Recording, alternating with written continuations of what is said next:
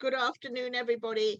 And in the spirit of what we've been discussing, the strength in collaboration and best practice and the importance of our volunteers, I'm now very proud to be able, on behalf of the Executive Committee of the Scottish Coalition USA, to be presenting the 2020 Annual National Tartan Day Award to one of our community's most outstanding volunteers, Robert Bob Creighton. The presentation of the award is normally a part of the Washington, D.C. annual celebration of Scottish American heritage, which takes place during the National Capital Tartan Day Committee reception at Capitol Hill each April.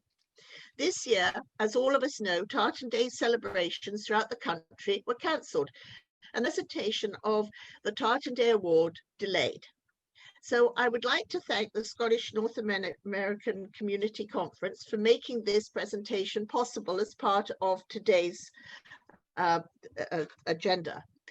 And I'm joined here by fellow members of the Coalition USA Committee, John Bellassai, President of COSCA, Cheryl Dowling, representing the Association of Games and Festivals, Peter Wilson, President of Scottish Heritage USA, and I representing the American Scottish Foundation. All of us being founding members of SHUSHA, which spearheaded the adoption of Tartan Day by Congress in 1998. Recognizing how volunteers are the backbone of organizations and societies, in 2003, the Scottish Coalition USA introduced the Tartan Day Award to recognize the efforts of those who help to sustain and grow the Scottish American diaspora.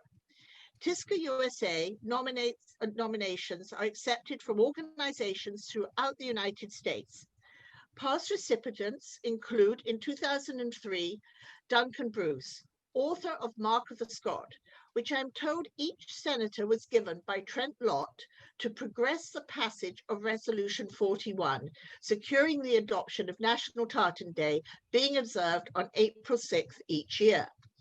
Senator Trent Lott was honored in 2008 with Robert William, Anne Robertson Kennedy, Alan Bain, and the Reverend Kelly receiving the award in recent years, as well as many others. This year, the Scottish Coalition USA has been unanimous in our choice of awardee. Bob Creighton has devoted more than 25 years to supporting and promoting Scottish American culture in the USA. His tireless dedication throughout the Scottish community. Scottish born and educated, he is a long-time US resident, featured in the book Global Scots, Voices from Afar, which profiles influential Scots on the international scene. Recognizing the importance of the next generation to our organizations and community, Bob mentors young people and has been widely recognized for his pioneering school program, Local Heroes, Be All You Can Be. He has worked with many not-for-profits in various capacities. The immediate past president of NH Scott, leading on the expansion of their Highland Games to where it is today, Bob is currently leading the development of their newly established Council of Advisors. And for the past 5 years, he has taken up the baton of voice of the New York Tartan Day Parade as announcer. But like everything he does, he goes the extra mile, taking time to research and tell that special point to those who have taken the time to join the parade.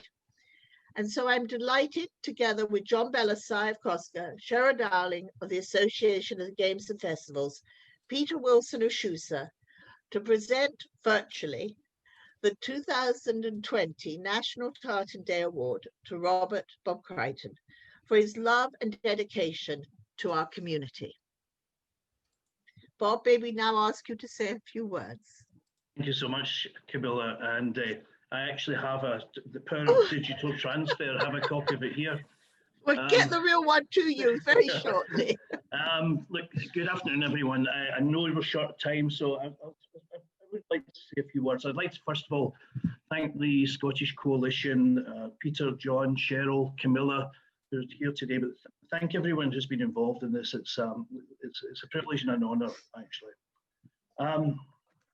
You'll probably not gather from this Yankee accent that I wasn't actually born here, and came over to the States in the 80s. Now I came from Glasgow. In Glasgow at that time, shipbuilding, ships were more common than kilts. So when we got over here, the very first event I went to was in Virginia, the Virginia Highland Games. That would be in the late 80s. And I went with a pal of mine from Glasgow. And, you know, it was interesting. It was actually a revelation because not having come from that community, it didn't so much resonate. We couldn't connect it with the Scotland that we had just come from. But what we did see was hundreds and hundreds, if not thousands of people thoroughly enjoying themselves, being very, very welcoming and celebrating their heritage. Now, it might not have been the heritage that I immediately identified with, but it was their heritage. And it was wonderful to see. And, you know, it was a very, very valuable lesson to me in my activities since then, that at this Scottish table, which is very wide, very long, very broad, there is a seat there for everyone. You know, whether it's traditional, piping, games, business, whatever. So I've been very, very fortunate. You know, I mean, they say that the further away a person travels from Scotland, the more Scottish they become. And I think I probably fit that bill. I've been very fortunate in two ways. Most of my working career here has been working with the Scottish interests, trying to get a footprint here, companies, organisations and the likes, or with American companies looking to get a footprint in Glasgow. And one of my proudest things, in fact, he may be here today, Arthur Mabbitt from Massachusetts. The company from Massachusetts are celebrating their 25th anniversary in Glasgow, and we were involved in that 25 years ago. And it's absolutely marvellous. And the pleasure and the friendships you get from that are just so rewarding. The second aspect is my wife, Hilary. She's also from Glasgow. And she must have been drinking the same water because she's also involved in many sort of Scottish events with her business, Scottish Creations. So because of Scottish Creations, we've actually travelled to a lot of Highland Games right across the States, many Scottish organisations and events. You know, looking at where we're at just now, I have a feeling that we Scots, we tend to sort of look back and celebrate our heritage and celebrate the great Scottish achievements to America and worldwide. We tend to celebrate them as if it was something in the past. You know, we talk about our Carnegies or Bells or John Logie Bairds and the likes. I honestly feel, looking at the last year and the way different Scottish organisations have responded to the challenges that COVID has brought, that we have been as inventive and creative today as a community as we have ever been. I think we can take a lot from that. We heard from some of the people earlier today from Scot Week, our friends in LA, from Chicago Scots, Kyle in the Tartan Day Parade and Caledonian Club. And this, you know, this Scottish Coalition event, you know, I mean, all of these are absolutely marvellous. And if I may pause for a minute and make special mention of an organisation that's very, very close to my heart, and NH Scot. We as an organisation, we've been reinventing ourselves for the past 10 years, and probably reinventing ourselves actually started 45, 46 years ago, but we have definitely been reinventing ourselves in the last 10 years. And I'd like to pay tribute to the leadership of that organisation, which continues to do so. One of the things they're doing just now is they are partnering with other organisations across New England to create a virtual community. Now it's in the works. It's in the works. And this will cover everything from games and dance and music and business, tourism, Scottish vendors, education. It will cover the whole gambit because we all do have that seat at the table. And I think it's only working together, through working together, we're going to get through all of this. And I think we're seeing some sort of marvellous examples. And that's not just working together as us as Scottish organisations here. We rely so much more today, and we heard about it from Canada there, the Scottish Government and their involvement and support. But our friends and visitors from Scotland who are coming over, and the Scottish Affairs Office in DC are absolutely marvellous. And the Scottish agencies that are coming over, Scottish Development International, Visit Scotland, Global Scot, the newer Scottish Business Network, which is very active in California and DC, is absolutely marvellous. I'm a big fan of the National Trust. Helen Sales, Kristen Biddy, I think we can take enormous pride in the work that they are doing, and it's really great. Another new organisation that's been very active in the last year, during the time of COVID, in a very inspirational way, Entrepreneurial Scotland, Kristen Hurst out of Atlanta, and their Saltire programmes. And I would urge anybody who's interested in hosting a Scottish student at some stage to speak with Kristen. And then there's individuals, people like Gary McLean, I mentioned earlier. Gary McLean, Scotland's national chef. Gary has, he spent more time in video over here in the last than he spent in his own house, I'm sure.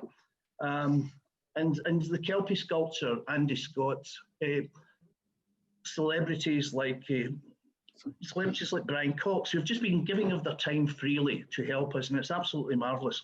So all of these organisations, individuals, and the links that we're seeing today, they combine to make up that sort of unique, rich tapestry, which is the Scottish community here. I have to say my involvement with all of you, it's given me enormous pleasure and lifelong memories, really, and some wonderful friendships. We really are one big family. There's many Scottish organisations across the board here, and I would urge anyone who's here today who's not already involved to sort of get involved with your local Scottish organisations. Modern Scotland's a country that is proud of its heritage, and it's a country that's excited about its place in the world today. It's also very, very enthusiastic about its future. So it's a privilege to be part of that sort of very vibrant, very dynamic global community. In closing, look, I'd like to make special mention, because it's the right thing, the proper thing, and I want to do it, make special mention of my wife, Hilary, and all her family and her children, because I'm sure we've neglected things over the years as we've chased off to go to some Scottish event or another. So I want to thank them all. And just about in closing, I mean, coming from Glasgow, when somebody says you're being judged by a jury of your peers, that can make you very nervous, because it normally comes up with a 30-day sentence and maybe an acquittal for good behaviour. But well, so I'm told. Ladies and gentlemen, honours guests and family and friends who have joined us here today, being recognised by others from the community I love so much is very, very humbling. I will treasure this award. Again, I'll treasure this award, and I'm extremely grateful. Thank you to everyone. Stay safe and well. Thank you. Congratulations, Bob. Thank you.